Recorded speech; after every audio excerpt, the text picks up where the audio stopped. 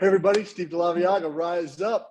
We're so excited about our Young Guns podcast. We have three new names for you who have been super successful in the real estate space, who maybe haven't been on stages and been recognized nationally yet. I say yet because they're heading that way fast, but they're three absolute rock stars, all from different worlds, different parts of the country, all got their own secret sauce. It's going to be fantastic to enjoy themselves. Taley, Colton, Matthew, how are you guys?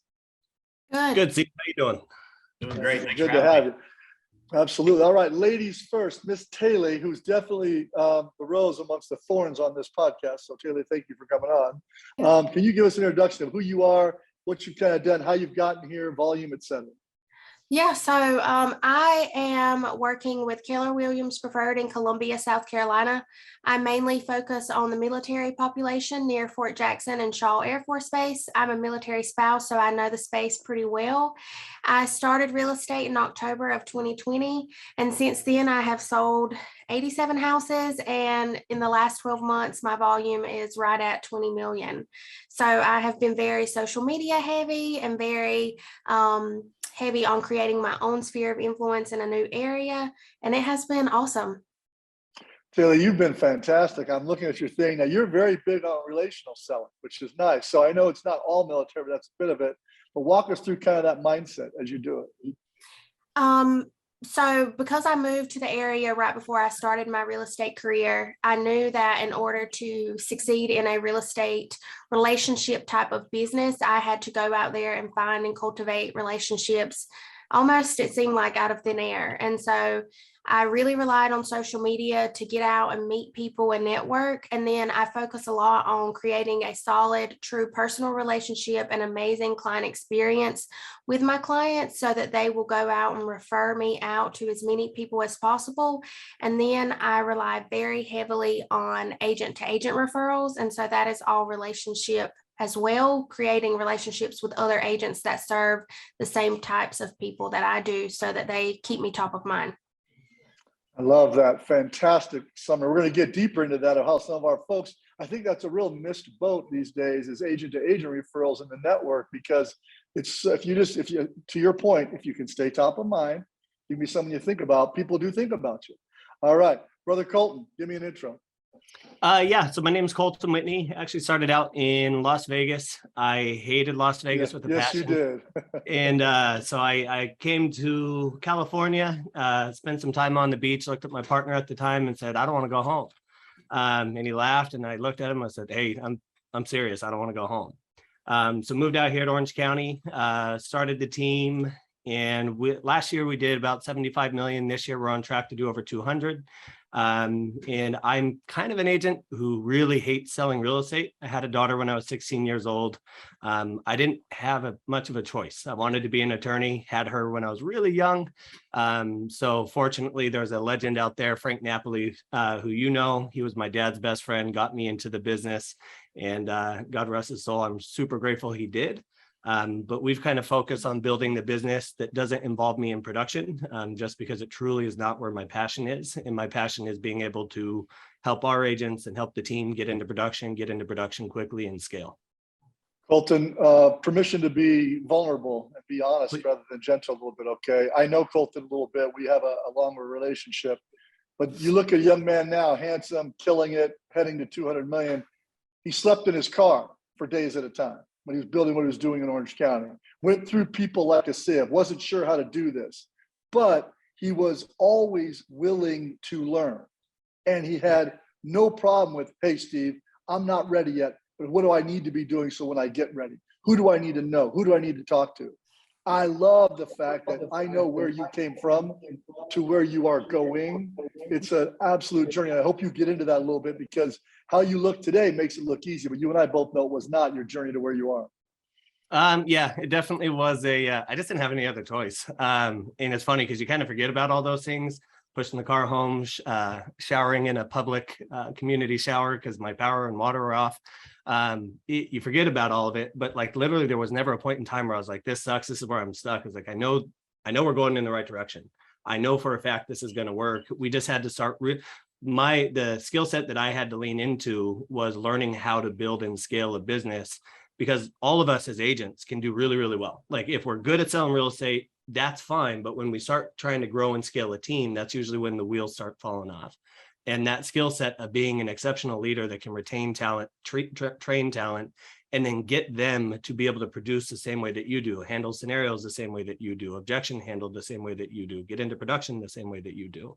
That was the skill set that we lacked. And when we, Dan Beer, Kyle Whistle, Mark Pattison, there's so endless amounts of mentors across the country who I just became a thorn in their side and just wanted to learn. Like, you'll always see me with the pad of paper and pen because I'm ready to learn from both these guys and from you. It's like, there's always room for improvement. And when my ego got out of my way and figured out that we're not the best, we're never going to be, that's where our growth really, really started to take off. It's going to be a fun story. Can't wait to get deeper in that. Matthew, give me an update, brother. Talk to me. Yeah, so I have a very similar story. Don't come from, wasn't born with a silver spoon in my mouth. Got in the real estate business in 2014 was my first full year. I started a team in 2018. And as of last year, we were ranked #1 in our state of Missouri according to Real Trends and #8 in the nation for large teams. So we've grown very, very rapidly. Going back to my very first year in real estate, I was a single agent, and similar to what Colton said, is we can be productive, but there's so much more possible if you're able to help others. And what I realized is being able to help others, meaning I could help more agents, I could also help more clients. And so my first year in the business, I sold 74 homes as a single agent. Had an infinite home, never saw her, right? Because I was just busy hustling, and decided to scale and use my knowledge, my work ethic to build a true business to help more people. And so that's where the team came from. It's funny, isn't it, you guys? It's that transition from being a single agent killer practitioner where you control every experience, every message, every marketing, every client relationship you own, to then that journey into what we call from operator to owner, and what that looks like. That's the sauce. And in this journey, let's be honest, there's a bunch of shit, like failure. Because let's be honest, we keep wanting to hire people like us, and then we realize that's not how this is done. Then we treat them like we want to be treated, and that doesn't work either. Then we're like, there's no good people out there. Whenever I hear that, I go, that generally means you're the common denominator in being a bad leader, right? So that journey, we're going to talk a lot about that, because this younger group, it took us old guys about 20 years of doing it ourselves before we realized, man, if this is all it's going to be, I never see my kids play. My spouse is always like, quit giving me the Heisman when you walk in on the phone, quit missing things when you're late. And you had to learn about, again, going from practitioner to business owner. So Taley, start back with you. I love this. It doesn't sound like to me you grew up in a real estate family.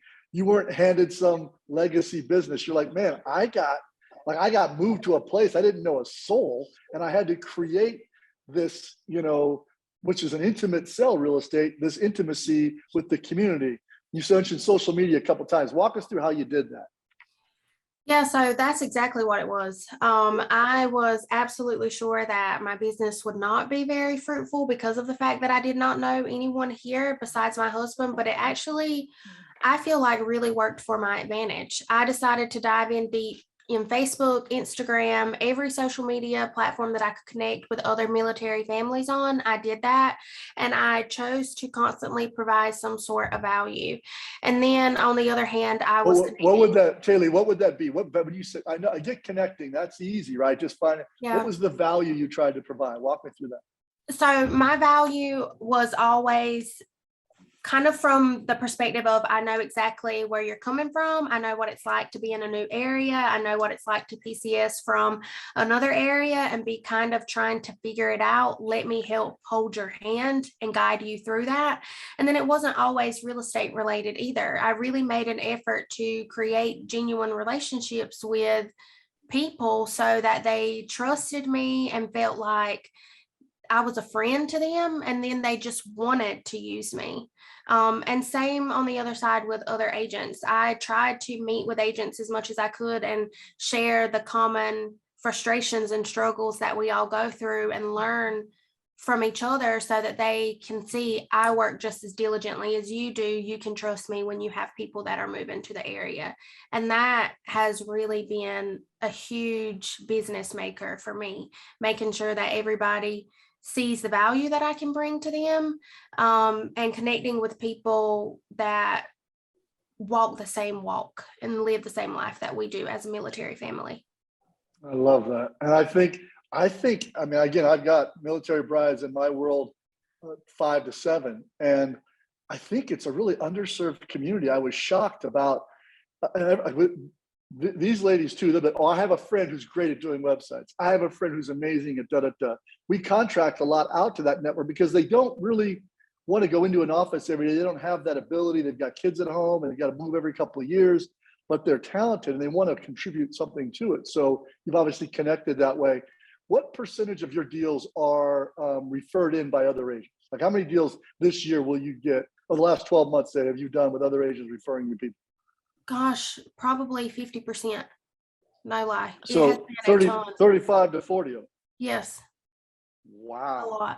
lot. And is that, when you say, so is that just through, you create a social media private group, or what'd you do to kind of stay in front of them and stay top of mind? I joined every military real estate referral group that I could. And I purposely went out there and reached out to these people on a one-on-one basis and got to know where they lived and what areas they serviced. And then I made a connection, whether it was, oh yeah, we were stationed there, or I just had a client that moved from there, or we just visited there not too long ago. We started talking about the real estate market there, and I stayed in touch with them virtually on a regular basis. That way, when someone gets into a Facebook group and says, I need a real estate agent that services Fort Jackson, everybody's like, oh yeah, you've got to talk to Taley. That's who you need to talk to. And so by creating and sustaining the relationship, it just ensures that the referrals don't just happen once, they happen over and over and over again. So here's a nugget for those people listening. She's learned not to ask a question her relationship does not yet justify. She gives first. Oh, we went there. There's some great schools you should think about. Oh, here's a great grocer. Here's a great, if you need help with the yard, here's a great landscaper. You would add value before you ask them to ever send you a deal. And so many young salespeople want to ask instead of give, then ask, right? Yep. Well done. Excellent. All right, Colton, coming to you now. Again, go out to Orange County. Frankie, who's one of the best humans in the world, great mentor. You're like, I'm going to do my own thing now. He's like, all right, brother, go get him. And here you are. You don't know a single soul in Orange County. You're a Vegas boy. You're sleeping in your car. You're showering at local, that it does. And you're trying to sell real estate, one of the highest end markets in the world in Newport. How do you go from that? Yeah, I was going to say, great vision. How do you go from that to where you are today, trending to 175, 200 million? I just think I have no other skill set. Like this was the one thing we did well in Vegas. We were selling a lot of houses in Vegas. I started doing this when I was 18 years old. I'm 32 now. And what am I going to do? It's like, there's no other option. There's no other path I can go down. There's no other skill set that I'm tremendous at. Like this is the one thing. And I know it was total reality check, and it was a total humblers. We were selling a ton of houses in Vegas, but that brand had already been around. Frank Napoli Sr. was already a name that brought in business, and we were just handed those leads. And then, of course, when Frankie and I started taking over the business after we lost Frank, we learned a lot. We learned what it was like to be in his shoes. We understood his frustrations a lot more. But then we were selling a ton of houses, and granted, we were selling $75,000, $120,000 homes at that point. So the unit count didn't translate to a whole lot of money.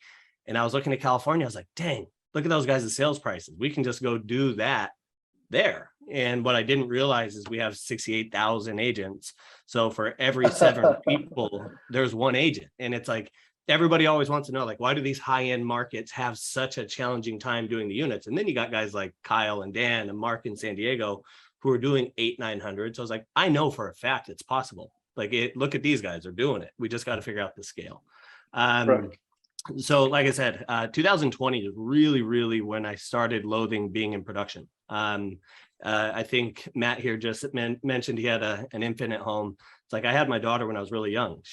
I worked my ass off for a really, really long time and always tried to be as present of a father as I could. Single, had her time with my time with her, which was 50%. And it's like, we would try to be there for her as much as I could. but the business is really demanding. And it got to a point where I was just miserable, and I knew I wasn't being there for her nearly enough.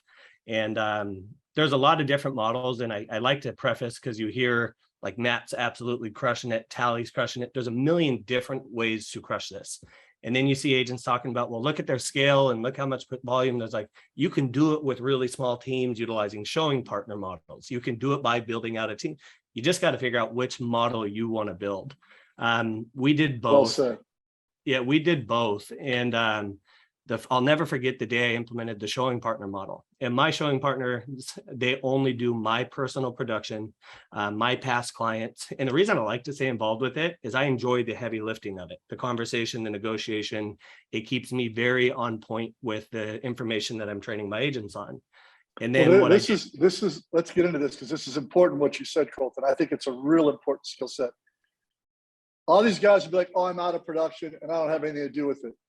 Very few of those guys run it well by remote control. You can be out of production completely, but you better have a touch to the client. So by negotiating, by being in that fight, you hear what all of a sudden thought tracks that used to work don't work anymore. You feel market shifts and market of the moment movement. So that's a brilliant thing. And I want to tell everybody out there, when you say you're out of production, that's great, but I would find a way to make sure you touch the consumer a couple times a week, just to make sure what you think is happening is actually happening. Keep going. Well done. Yeah. And what Taley said earlier, it's like what I didn't anticipate, Frank Sr. always taught us. He says, if you help enough people get what they want, you will never have a problem getting what you want. And unfortunately, it took me a lot more time to realize that, but we always dumped and poured into the real estate community and helped them with what we were learning and how we were growing.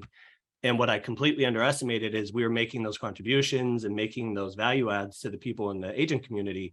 All of a sudden, we started getting a ton of agent referrals. So helping enough people get what they want, you always get what you want. So from when we were in all these masterminds, so it's like, all right, I have all this business. This is how we're going to be able to keep in the production. So I built my micro team on it. So I have a micro team within my team, and each of my top producers has a micro team, because we can scale explain micro team. That's good. Yeah, because we can scale into 100 agents. But the reality of it is, if I give Matt 10 leads that are going to transact, Matt, as a phenomenal A+ agent, will probably convert at least 8 of them.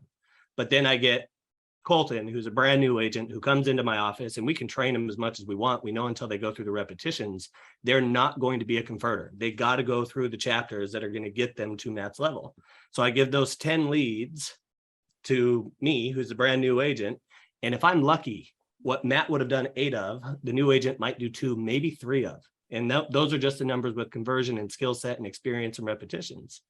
So instead of doing that, we all know that our skill set's not going out and opening doors. Our skill set is being able to articulate our way through a negotiation. Our skill set's being able to negotiate with other agents and talk our clients off the ledge. That's where we really bring in value.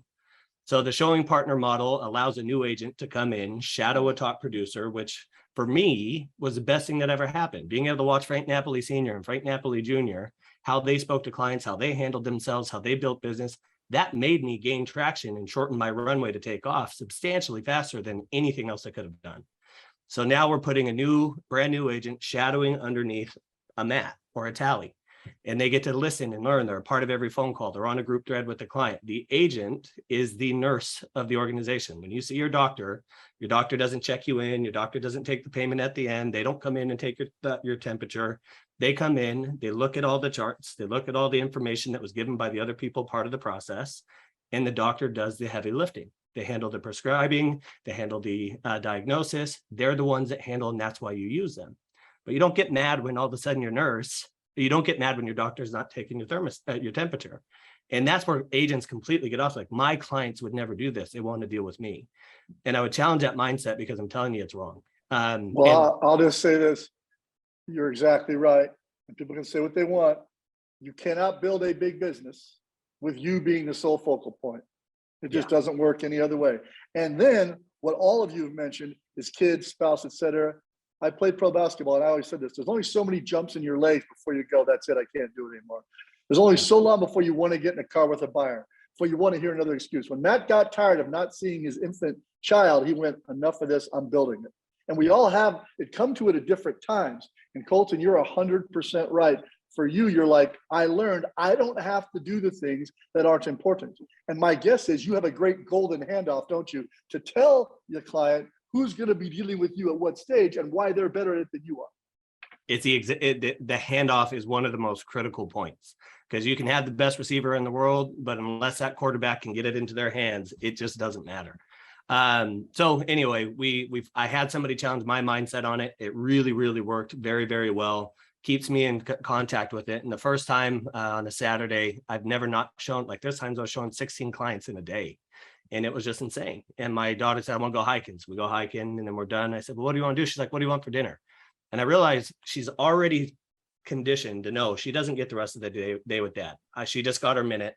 And now I'm going to get home after I'm done with clients. I said, no, sweetie, we can go out. What do you want to do? I said, I don't have clients today. And she kind of looked and she smiled. She's like, let's go to the pool. Went to the pool. She reached over, she grabbed my hand. And after just spending all day together and having fun, and she's like, Dad, I just want to tell you how much I appreciate you taking this time. And I was like, dude, how much have I failed that my daughter appreciates a day together? A Saturday together. Yeah, a Saturday. And that's what we all do. Like, I'm not telling a story that we're all not familiar with. We allowed the business to run us. And it was at that moment, I was like, I'm done. I'm going to run the business. I am going to learn to delegate. I'm going to learn to transfer my skill set to other agents. And we're going to build other people. And we're going to build our business and make my success 100% dependent on the success of others. So I never went out and showed another home from that day. Tony Robbins says, burn your boats. So I knew if I stayed in production, I couldn't give my undevoted attention to build this business. I couldn't give my agency attention that they deserved, and we wouldn't be able to scale it successfully. So I burned my boats, never showed another house, built out the showing partner model. At the same time, our growth dictated that we continue to grow the standard team model as well. But and again, there's lots of mistakes throughout all this. However, now that my director of sales, who's been with me for 8 years, he now has a newborn child and another one on the way, and now he has a showing partner. So now we're giving a career path to these people. Like I've heard 30 to 40% when we're growing at the rate that we're growing of attrition is standard. And that to me is pathetic. The only 2 people we've lost in this growth are people who said real estate's not my thing and they just quit real estate. We haven't lost anybody. And I do believe that while we go wide, we have to go deep, and you'll be able to go deep by being able to provide value to our agents and by being able to give them a career path that's going to buy them their time, buy them their happiness, buy them their balance. Because we provide the leads, we provide the systems, we provide the training. They just want their life back. Most people aren't geared the way we are geared. Fantastic. So many nuggets in that. Well done. Maddie, talk to me about the journey.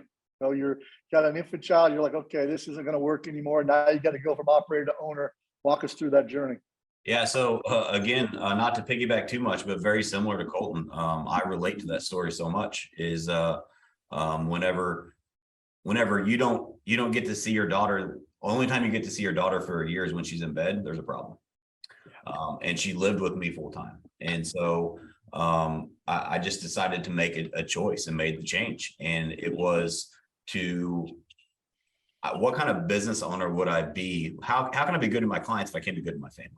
Right. And so I just reorganized my priorities. And another tip on that, let's fast forward a few years, is when my daughter got old enough to actually understand what work was and all of that. Here's a tip for parents that are real estate agents out there: is have the honest conversation with your kids about why you're going to work, what that means, what the effect on your community, what the effect on your family is. I learned this the hard way, is my daughter would beg me, Daddy, please don't go to work. Like, how do you go to work and have a good day whenever your kid is dragging you by your feet? And so it was a light bulb of, I'm working too much, number one. And number two, she doesn't understand why I'm going to work. And so we still, to this day, probably monthly, I have 2 girls now. I have conversations. Daddy doesn't have a job. Daddy's leaving to go help people. I'm going to go help people change their lives. That's the motto of what we do on our team, whether that's an agent on my team, whether that's a transaction coordinator, whether that's one of our clients. That's what we focus on doing. We focus on changing lives on a daily basis. We just happen to do that through the vehicle of real estate. And if you can have that conversation with your kids, they will support you when you're going to work versus not wanting you to go to work. I mean, I don't want my kids to have a negative connotation on work. One of the reasons I'm at where I'm at is because of my work ethic. and I want to pass that along to them. But I want that to be in a good way, not in a bad way. And so there's a lot of lessons to break down there. I also think Colton said something else that stuck out to me is a lot of people want to have more money. But I would challenge anybody that's a top producer, people that are very successful in whatever that word means to them, because success is the journey for everybody. If you ask them, and you truly do ask them correctly, what is more important to you, time or money? Every single top producer I've ever met, time is way more valuable. And so Matty, I love this. Let's play this a little bit. See, when we start off, we have a ton of time and no money. So what do? We just trade it, right? Now you guys, 2, 3, 4, 5, 7 years in, now you've got way more money than you have time. And time is the only thing all of us in the world have the same equal amount of. So it's how you use it. So the journey in this is you're to a stage now where you'd look what you paid for now that you would have never paid for 7 years ago, 6 years ago. It's crazy. And I have this conversation with my wife and my children every week. I go, Dad, why do you have someone that goes and does it? I go, because that dad can pay that person $27 an hour, or dad has to do it. Yep. And I know what I make an hour. If you buy it, take 2,000, which are your hours, divide your W-2 wage by it. That's what you make an hour. Everything you do below that means you're stealing from yourself. Yeah. Well, I remember my first year in real estate when I sold 74 homes as a single agent. I paid more money in taxes that year than I ever made in my life. Yeah, exactly. Like that was the transition for me. And so don't get me wrong, I love money. I can do a lot of good with a lot of money, and I want more of it. I don't think money's evil. Money's a magnifying glass that allows you to do more of what you are. And if you're a good person, you can do more good. So the time versus money, here's a quick story on that. I'll ask people, if you woke up tomorrow morning, Steve, if you woke up tomorrow morning, I gave you $1 million, nothing could ruin your day. You'd wake up and you'd have a fantastic day. You'd be like, man, this is a good day. You know what? Let's make that 10 million. It'd be one of the best days of your life. You woke up and you had $10 million sitting there. What if I told you the only way you could take that is if you could not wake up the next day? There's no way in the world you would take that. So 10 million, tomorrow is not worth more than $10 million. So quit focusing on the money. There's way more to life. And if you can leverage people, you can actually help people and change their lives and help them discover this also. There's way more to this business than just making money. I love this. And look, this is what's so great. And I think this is true, young people, and you guys tell me because you're all much younger than I am. I think the work-life balance, which in my generation, no one gave a shit. Like my dad was like, my dad's coming home. Everybody be quiet. He's got to sit there, Think of Frank Napoli Sr., right? You guys, this group today coming up, our younger people tell you up front, hey, I don't want this to be what defines me. I want to have a life outside of this. And I think some of our more seasoned recruiters have had to learn that they can't just go, hey man, you're going to grind, make a ton of dough. They didn't care. That doesn't appeal to some of our young people. Matt, what are your thoughts on that? We'll work back up this way. Yeah. So I just wrote down this quote as you were talking. I say this all the time, is my goal is to build a life I don't need a vacation from. So I think work-life balance is bullshit. I think it doesn't exist. You have one life and work is a part of it. So you might as well do something that you enjoy. You better have passion in your heart about what you're doing. Otherwise, you're going to go to work and be miserable. And you're going to bring that stuff home to your family, whether you realize it or not. And so I don't think work-life balance exists. It's just one life. So find something you're passionate about, something that actually is going to move the needle forward in a positive way for you, your family, your community.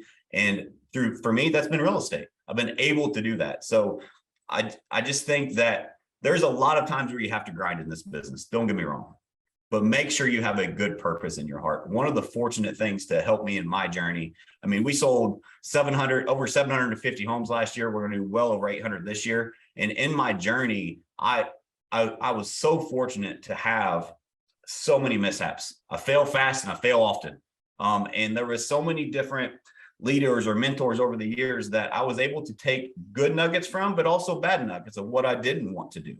And it made me focus on the right things. So it's, if you take anything from me today, take the advice of really understand your purpose and your why you're doing this. Who are you doing it for? And what are you doing it for? Because we are privileged in this business to be able to help people with the biggest purchase or sale of their life every single day. And if you actually wear that weight on your shoulders and realize that you can actually change lives and help people with what you do every day, you will do it differently. So good. Taley, what are you seeing? Are you starting to add people to your team? Are you starting to see that how you can, because you're doing a lot of homes for just you, and you got probably maybe babies at home. Do you have obviously a hubby? What's it look like? What's the world? Yeah, so my perspective and experience was a little bit different than these guys. When I actually found out that I was pregnant on the day that I passed my real estate exam. So it has been me and Welcome. baby every day. I knew that my life was about to change in a lot of different ways.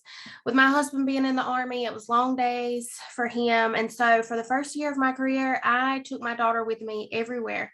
And I remember having someone tell me that it's so unprofessional. You should not take your kid with you. And I just thought, I have no other option. You know, we are not in an area that we know a lot of people. I didn't want to just drop my kid off somewhere. So for the first year of her life, she was with me at showings, at closings, buyer consultations. I remember being on a Zoom and her yanking my hair. And I was so embarrassed. And it just was what it was. But I think it really contributed to the fact that people relate to me as a mom and as a wife. And I think it was just more of this authenticity factor that I was able to bring. And then finally, I was able to, one, afford, and two, feel like it was necessary to have some sort of childcare. So now I do have help with that. And it has totally changed my family's life. My goal was to make as much money as my husband did. And then I blew him out of the water. And now he's Yes, ma'am. from active duty military to the reserves, and he's going to join forces with me. And that is super exciting for us. I did a lot of leverage this year as well. I have a transaction coordinator and a showing partner, and that has dramatically increased the level of business that I'm able to do. I just remember last year in December, someone saying, "Hey, I'm looking for a real estate agent." And I said, please don't ask me to do it. Please don't recommend me. Because I felt so burnt out and just incapable of adding anyone else to my workload. And now I feel like I could take on the world if I really wanted to, because of the leverage that I've allowed myself to have in my business. This is so important because now you're on your journey, right, to owner. You're like in that Right. middle, messy middle, but it's going to grow fast for you because you just are an attractor. I mean, as soon as you started talking, Colton said it, like you're just attracted to you. You want to know about you. You want to understand what you do and how you do it. And that's why Colton, Taley, and Maddie gave a good nugget here to everybody listening. They understood setting the expectation up front of who you are and how you're going to do what you do. The same amount of people are going to like you and not like you. No one gives a shit about that. But if you set an expectation, you attract people that want to be part of who and what you're doing. As many, that one person that said that's so professional, you brought your child. My guess is 9 out of the other 10 were like, oh, and I know that, Joe, you had to, you have no help. You're brand new here. You just got it. Man, I want to help this human. So put out there up front what your expectations are. We used to sit our children down and pick our vacations for the year. We would go travel, so 5 to 6 weeks a year. And I would say, now daddy's got to go pay for that every day so we can go to Hawaii together for 7 days. No, you like to ride horses on the beach, baby. We're going, but I got to go make it. There's no free ride here. This is what's got to happen. So when they'd go to work, they'd say things like, Dad, we're going to go horses. I go, absolutely. I'm going to go take care of those horses. See you on Friday. Because I traveled. I was gone 2-3 days at a time. So for all of you out there, set the expectation you want for who you want to attract to your business and then who you want to recruit into your business. Both matter. Taley, that's brilliant. All right, Colton, walk me through kind of like now, you know, it's not everybody's you, right? You were a grinder, you were a killer, you were brought up kind of old school. A lot of the folks on your team, I know it's that balancing act, and Maddie said it. There is no balanced life. That's bullshit. Some weeks home wins, some weeks you better have work win. The key is to balance it up a little bit so it doesn't get like that too long, or we go through divorce. We're not good parents. A lot of bad stuff happens if you don't balancing act that up. Walk me through what you do. Yeah, so I always like to clarify too, because I remember when I used to watch these things, I'm like, man, these guys, they've got everything on point. They've got everything together. Look at what we are a damn dumpster fire. Like this thing is broken 24/7. Everything we implement breaks. Every time we think we got our shit together, we realize we don't. Like the minute that I feel any smooth sailing, I swear to you, You I know, panic. you get nervous because you're like, uh-oh, something's not right. I'm like, the atomic bomb is about to drop on this thing because I've never felt this peace before, and I know it's not going to last. But like for me, I enjoy that. That is, for whatever reason, this balanced Buddha bullshit that people put out there, like it. Yes, you want balance. Yes, I'm finally getting it back. But if most people look at my life, they are not going to say that this is balanced. But for me, this is way more balanced than I've ever had. I can go on a vacation for 2 weeks, which I've never done, and I can come back and my business will be better, not maintained or worse, which is what I used to panic on. But it takes a lot of time. And the one thing I want to point out, because again, you watch these things, and you're like, oh, these guys got everything together. No, we don't. Things are breaking. We're just really quick. We're an airplane that's flying and we fix it while we are flying. And it's that whole thing of it's got to be perfect and I'm not going to launch it. The best thing I learned is launch version 1. It can be imperfect. It can be sloppy. It can look like crap, but I'm going to launch it. And then I'm going to make version 2. And then I'm going to make version 3. And by the time I get to version 10, you're finally going to be launching your version of perfect. And I got news for you. It's not perfect. The same reason we see such talented talented agents these days. Like I always tell my team, I'm like, I will take a hardworking dummy over a lazy genius every day of the week. I don't care what you know. I don't care what it is. If you don't have the work ethic and the ability to be disciplined and consistent and string that consistency together for 180 plus days, you're screwed. You're completely screwed. And it's why we see such talented people fall out of the business, because they're doing the repetitions. They don't see the results. So they stop doing the things that they know are working. Trying to lose weight, you hop on the treadmill, you go home 3 days later and you don't look any different. You don't stop running on the treadmill. You know you're doing something that is going to get you that result, so you continue doing it knowing that it'll eventually appear, and it does. So like Taley, you are about to go through hell, but on the other side of it is going to be the best, most fulfilling thing you have ever done. Like, I'm so excited for this journey you're about to embark on, because there were so many times, and Matt, I'm sure you can agree, and Steve, with everything that you built, I know you can agree. Like, we've gotten to that point where we're like, this just isn't going to work. And then you got to remind yourself, yes, it is. I just am not seeing it yet. Like, there was times where I told Kyle and Dan, I was like, guys, I don't think a big team's for us. And Dan told me, and they both, thankfully, I had people that could get me back on track, say, shut up, do exactly what you're doing, because this is going to work. Well, that part of it, you guys all had it right. It's that messy middle, isn't it? Where you hire 4 agents and 3 quit in 1 weekend. You're like, why do I do this? Now, when you have 24 agents and 3 quit, you don't even think about it. You just go recruit more talent, right? So you got to, when you're going through the messy middle, I want to give HCF for those of you listening. H, handle the hard, because it's all hard. It's fun. C, comfort in chaos. Get used to it.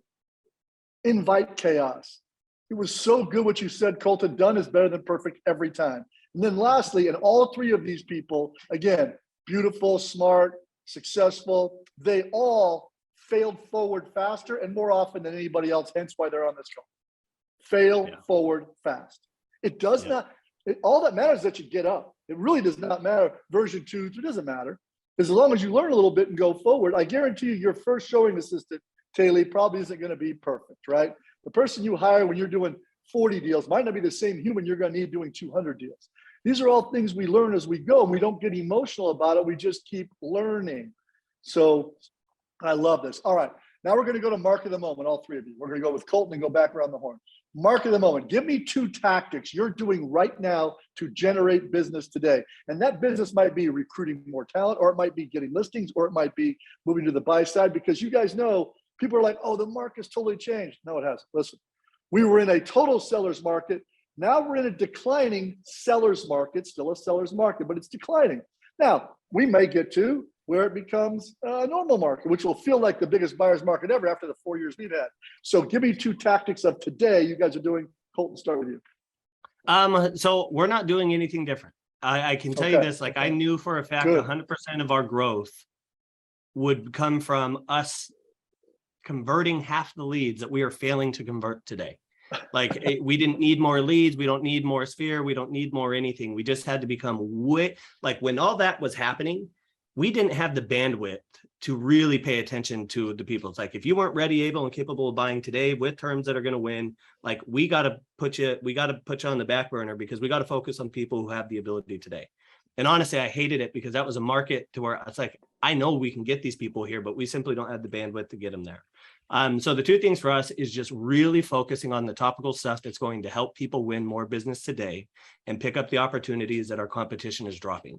And it's like when everything hit, and I can show you our CSU, like when the interest rate skyrocketed in March, our average buyer in our market lost $500,000 of buying power. So if you think that didn't dramatically affect our market, it certainly did. And everybody, when all that dust went in the air, was, oh my God, I'm putting my plans on hold. The whole world's about to fall apart. Now we know with what we know that the market wasn't going to tank, that it was built on a solid foundation. And where agents were failing and are still failing today is when you get that person who's like, nope, I'm on hold. How are you pivoting in that conversation to get to the people who really do want to get off the fence? They just need a hand to grab on the way down. And so go ahead. Your knowledge and advice, Colton, that right there is what they pay you for. So many of our agents run into the fear, oh yeah, okay, that's fine. Instead of saying, this is not 2008. This is not the case. Home prices are not diving off a cliff. We're still in a seller's market, although declining. Then they calm down and you give them data, and the data is the new dollar. You would just give them data, wouldn't you? You'd take analytics and you'd show them why you were right.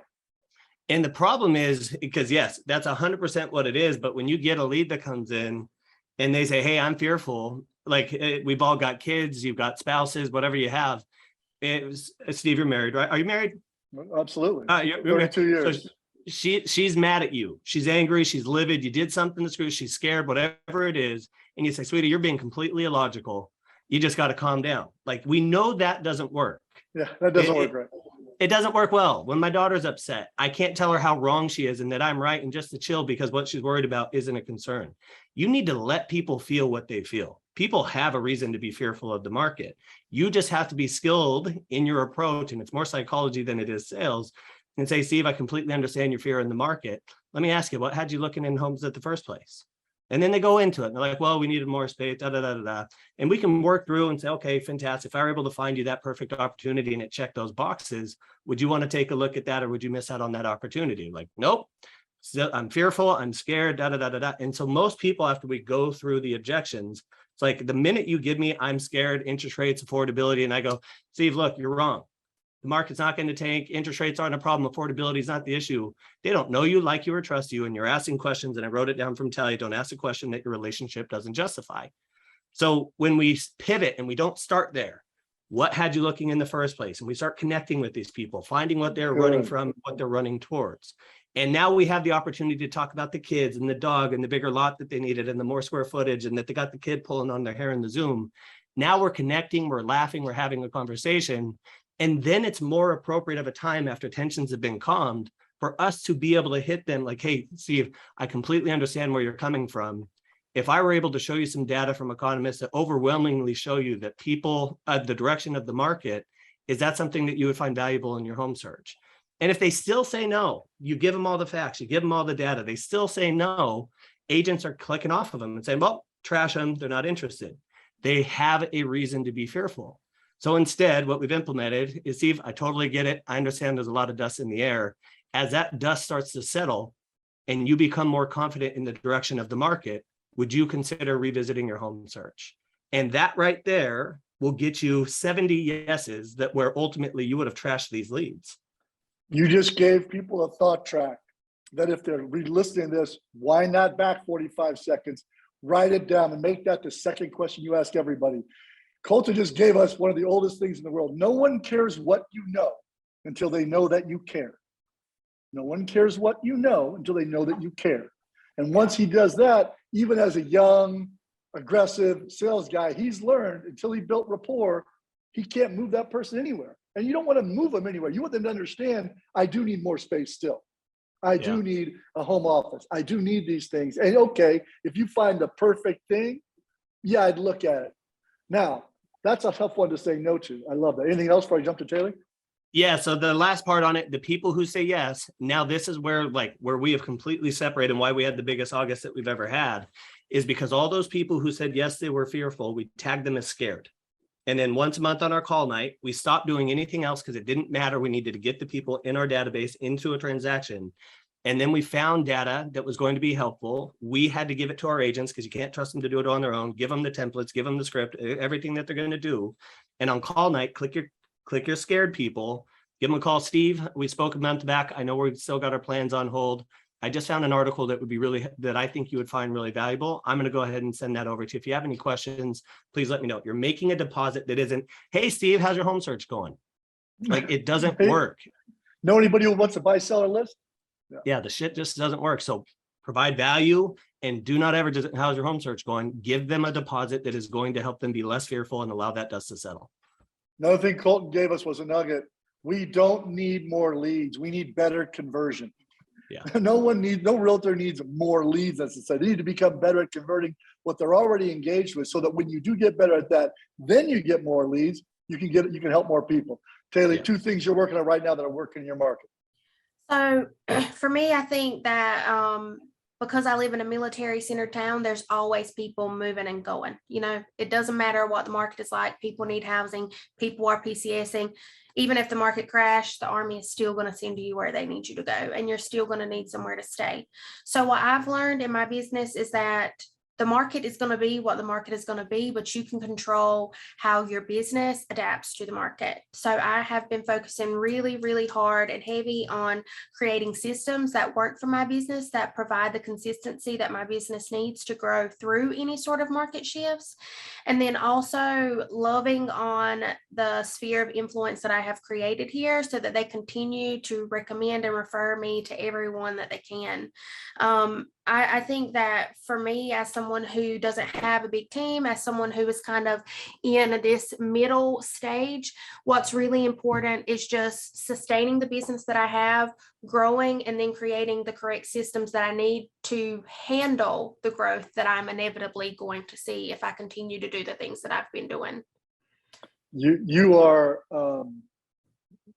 are the future of what this thing becomes, because I need you to build this, because then there's going to be young people who will see it is doable. And Taley, in your mind, as you lay out this thing, think about where you're going, not where you are. Where you are is irrelevant, right? Where you're going. When you said love on your sphere, give me 2 things you do to do that. Is it a video every month from you? Is it about property? Is it about military? Give me 2 tactics you do to get into your sphere that helps you engage and keep you top of mind. I'm a really big fan of client events. I just recently had one, and it resulted in one of my past clients getting on the Fort Jackson spouses group and writing 2 paragraphs about how I was the best real estate agent in the world, and that anybody who moves here has to use me. Things like that are invaluable. It is better than anything anybody else can do, because when somebody goes in and searches realtor or I'm PCSing or whatever, those posts pop up and they see my name time after time after time. And then I just really like to create sustained, authentic relationships. I'm the real estate agent that is going to call you randomly on a Thursday and say, I was just thinking about you. How are you doing? I'm the real estate agent that if I know I have a showing in your neighborhood, I'll stop and grab a Starbucks card and drop it off on your front porch. Or I will go into my Starbucks app and buy a $100 gift card, take the code and text it out to all of my clients in my database and say, hey, coffee on me today. So little things like that. I try to really invest my money back into the people who make money for me.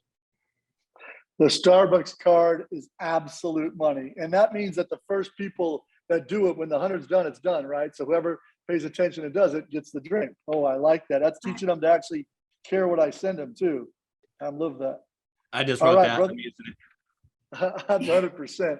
Maddie, give me the 2 things you're doing right now that are helping your team go from your 7 to over 800 now in closing. Yeah. If you don't mind, can I go back to the messy middle real quick? Sure, please. Yes, sir. I want to give advice to Taley and anybody else. So I have a privilege of being a real estate coach as well. And one of messy middle is the hardest transition in the business. And so Taley, this is for you and anybody else that is in that messy middle. This is my belief system. First and foremost, culture over sales. You can teach anybody how to sell, but what are they actually depositing into your culture, into your company, into your clients, into what you've built before they get that withdrawal? I look at it as like a bank. You have to deposit before you can take money out. Otherwise, you're stealing. Don't let people steal from you. build that solid foundation of a culture and invite them in, and they need to participate in that culture. And culture is a living, breathing thing. It's getting better or worse every single day. And so if you have, one of the things too is how you're going to have to go on recruiting if you're in this messy middle to get yourself out of production. And I would just, recruiting is a very important part of any real estate business, but make sure you're recruiting the right people. Don't just get in people just to get them in. Make sure they fit your culture. Make sure they understand why that's important. They follow your core values. They understand your mission, and how you onboard them is how you're going to offboard them. So just be careful with splits and different things as you're setting this up, because there's way more to this business than just a good split.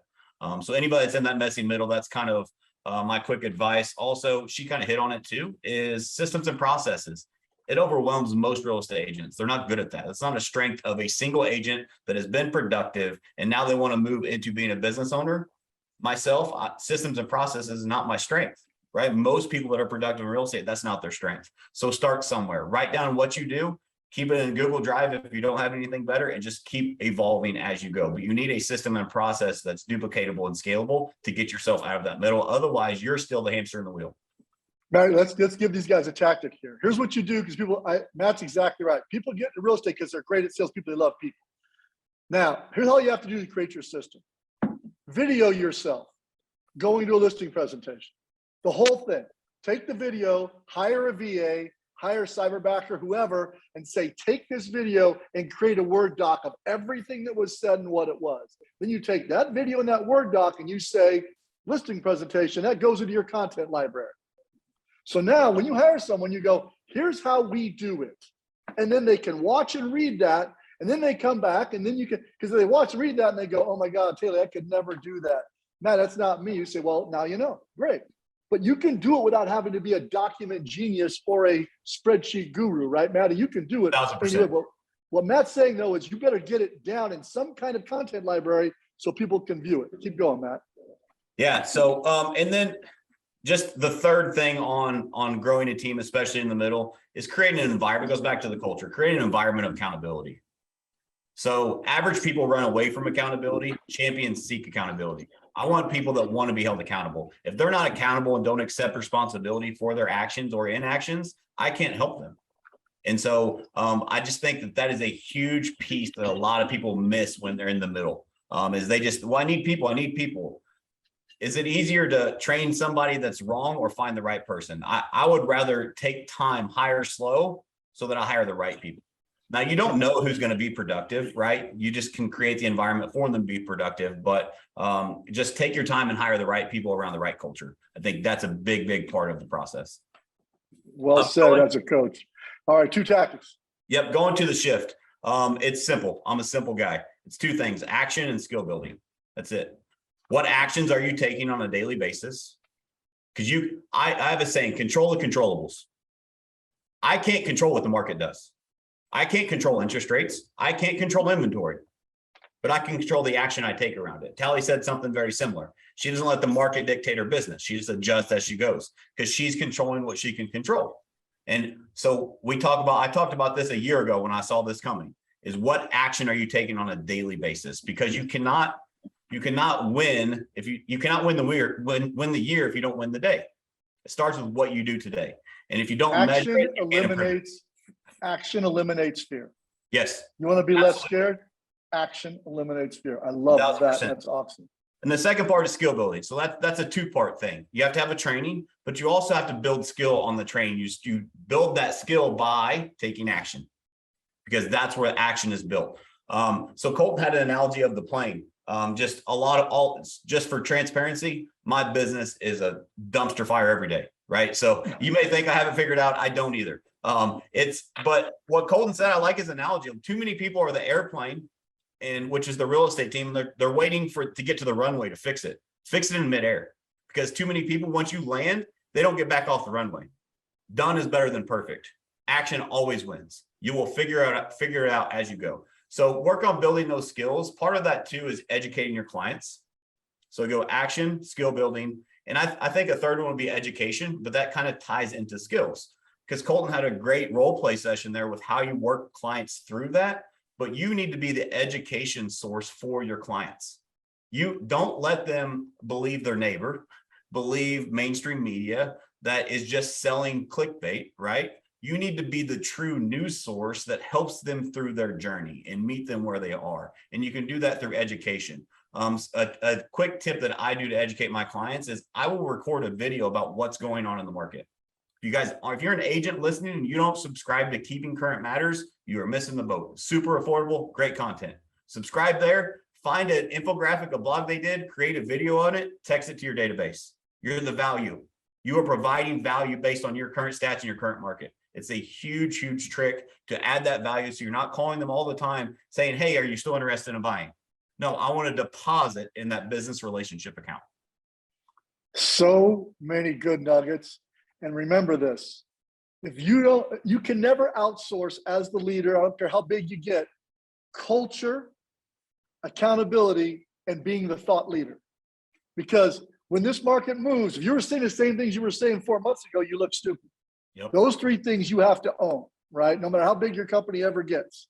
All right, we're going to go back kind of around how the horn how we started, 30, 60 seconds on, this is for our younger folks out there, right? Who may be feeling overwhelmed. Now they're going into it. Most guys that have been doing this, and gals your age, haven't ever seen it even move down. It's been 10 years of this.